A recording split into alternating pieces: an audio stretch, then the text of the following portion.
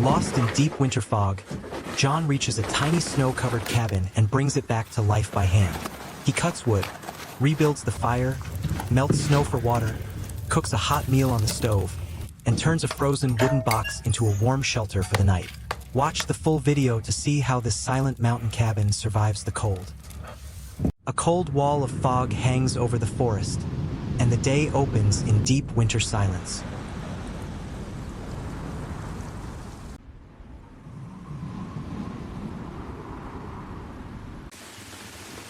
Snow-covered branches fill the trail as John walks in through the narrow white corridor.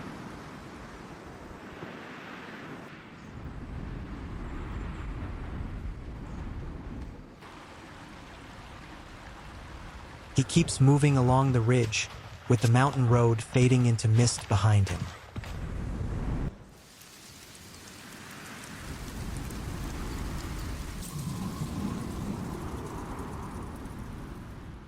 A wide frozen valley opens up below, showing just how exposed this place really is.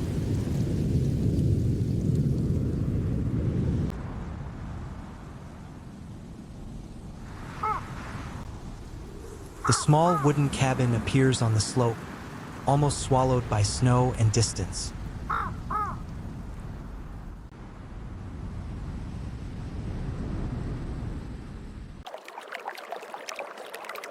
John reaches the door through the drift, carrying the day's cold in with him.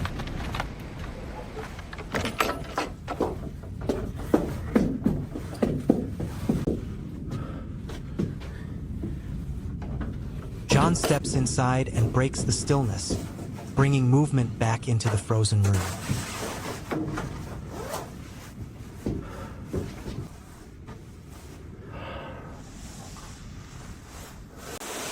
He hangs his wet outer gear and gives the cabin a quick look before settling in.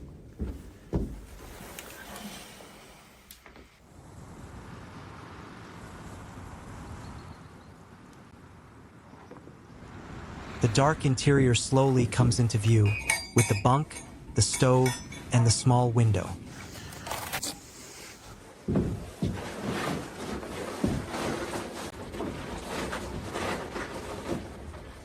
John sets his pack down on the sleeping platform and starts organizing the space.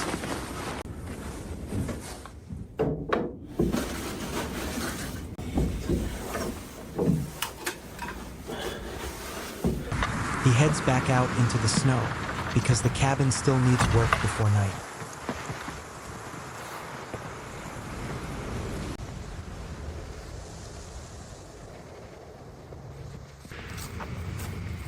In the trees below, John searches for usable wood and clean pieces he can cut fast.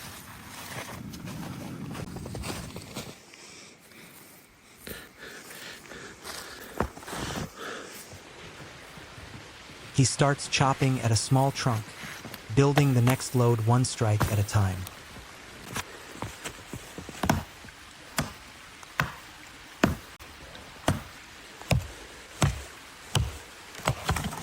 More branches come down, and he sorts the usable sections instead of wasting energy.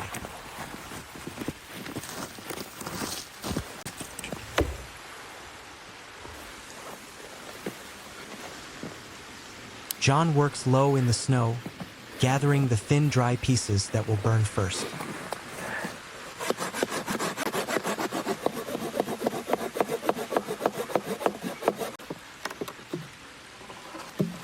At a frozen patch of ground, he scrapes up snow and ice for water later on.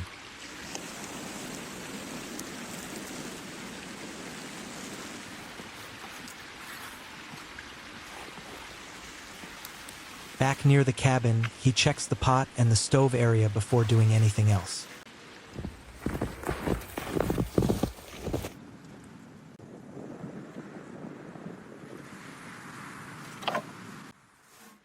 He moves around the doorway and the outer wall, keeping the entrance clear and workable.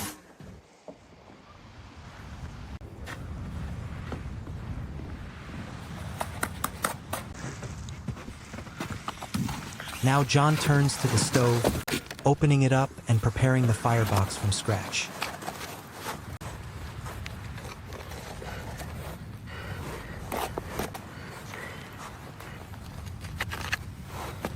He kneels in close and begins feeding in the first dry kindling for the burn.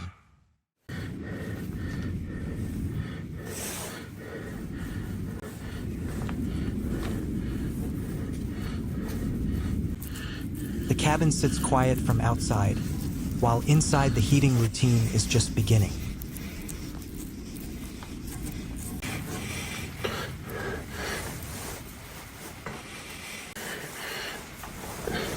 John keeps working around the front wall and the door, tightening up the space outside.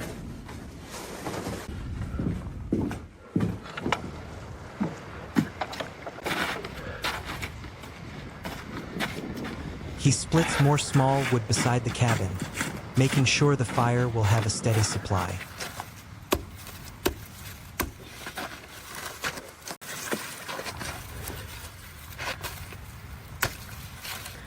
Fresh cut pieces pile up near the wall, simple fuel but suddenly very valuable.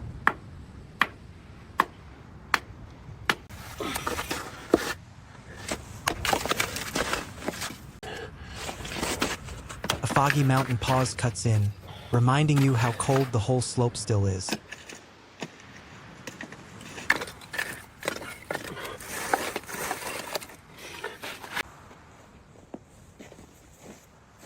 Back at the cabin, he saws and trims wood down into cleaner stove-sized lengths.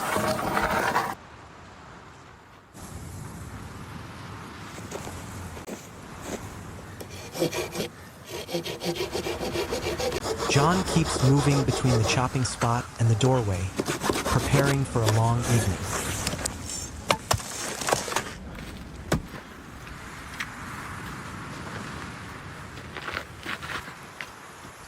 The little hut stands alone on the hillside, looking small against all that winter space.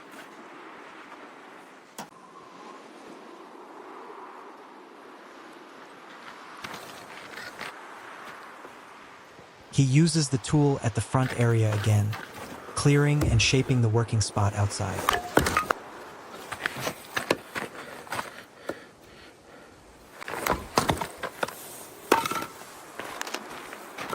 Inside, he opens the stove and begins the real ignition stage at last.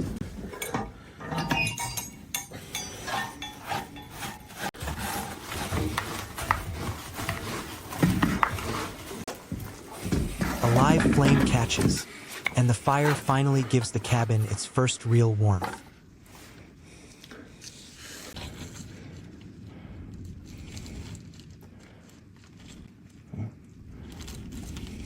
John stays by the stove, patient and close, until the burn starts to hold.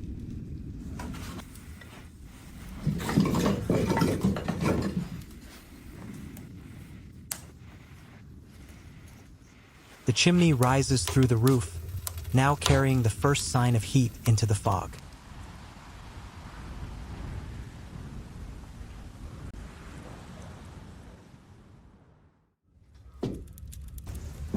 With the fire going, he starts tidying the room and putting loose gear in order.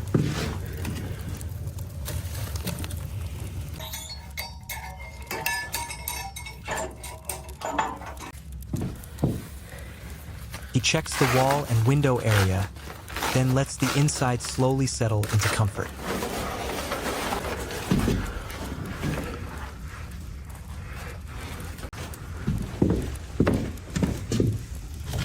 At the window, the snowy trees feel close enough to touch through the cold blue light.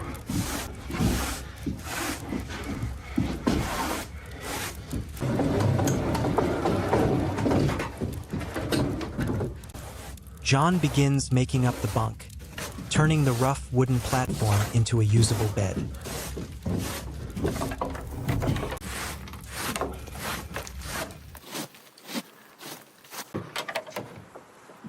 He keeps arranging the bedding, flattening and straightening it while the stove builds heat.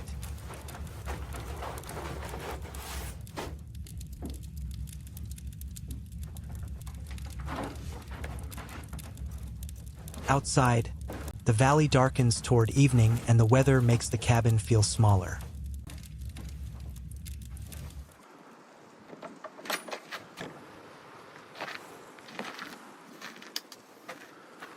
He carries more wood inside, because a warm stove only matters if it can keep burning.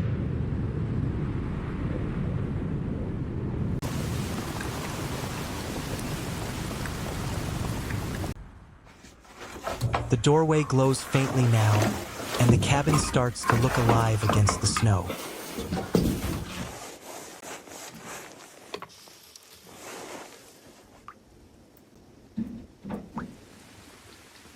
From outside in the dark, that single warm light changes the whole feeling of the place.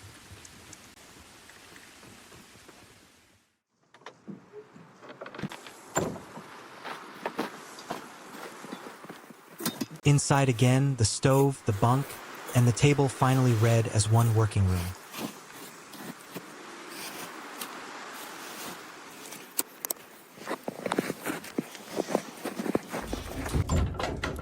John feeds the fire once more, making sure the heat stays steady before he cooks.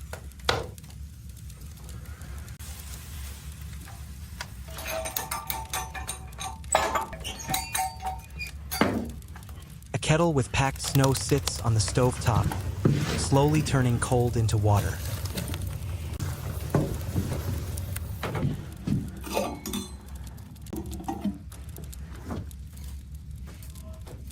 When the water is ready, he pours it carefully into a flask or cup for later warmth.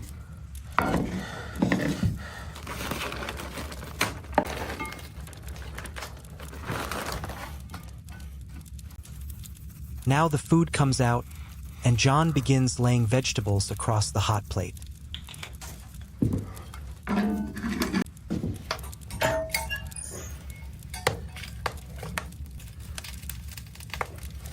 The bright mix of vegetables immediately changes the mood from survival to something cozier.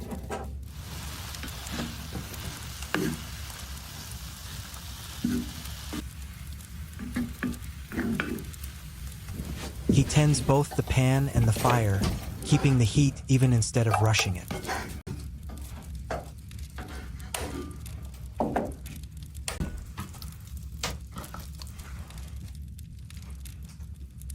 John pauses by the bunk for a moment, then returns to the stove and the table.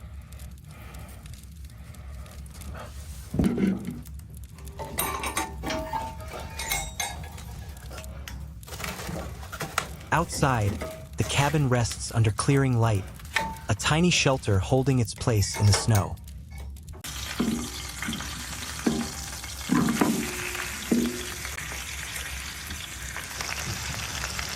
A thick piece of meat goes onto the hot surface, and dinner suddenly gets serious.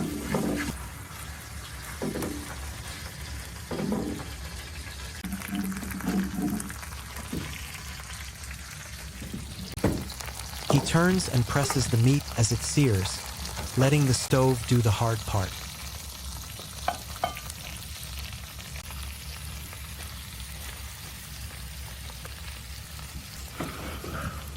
The meal starts to come together, rich, hot, and very earned after the day outside.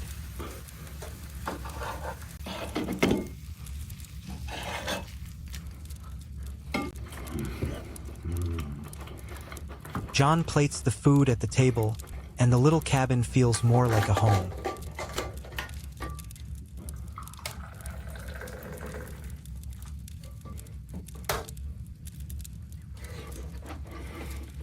He begins eating slowly, making the most of a meal that fits the weather perfectly.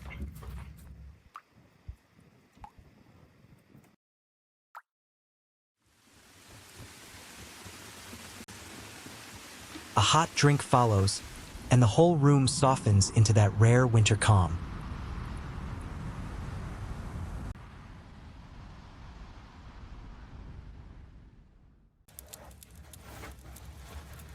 He sits with the food and the heat, letting the storm and the silence stay outside.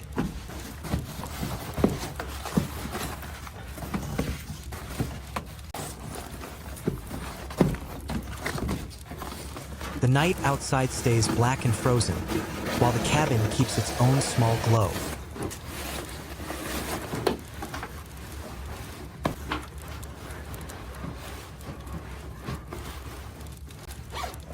blue darkness returns around the trees, and the night closes back over the slope.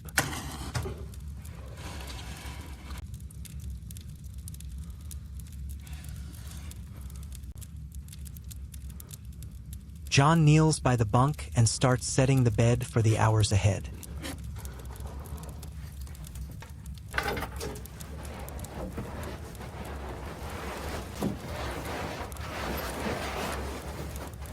He rolls out the sleeping pad and checks the fit against the narrow wooden platform.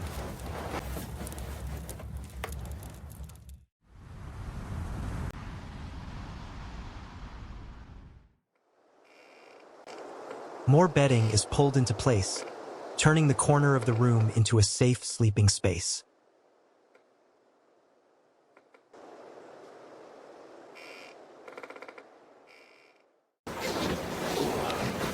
A candle burns low on the table, adding one more layer of warmth to the cabin.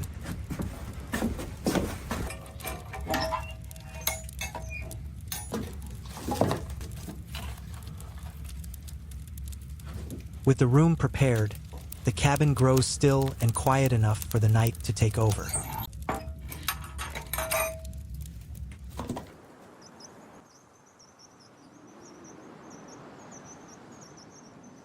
Morning comes back through the treetops, pale and cold, but much calmer than the night before.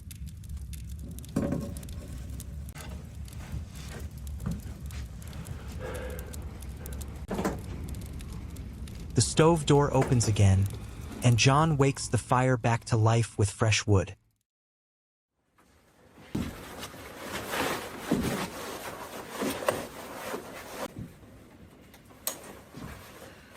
By the window, a hot cup and the glowing stove turn the frozen morning into something livable.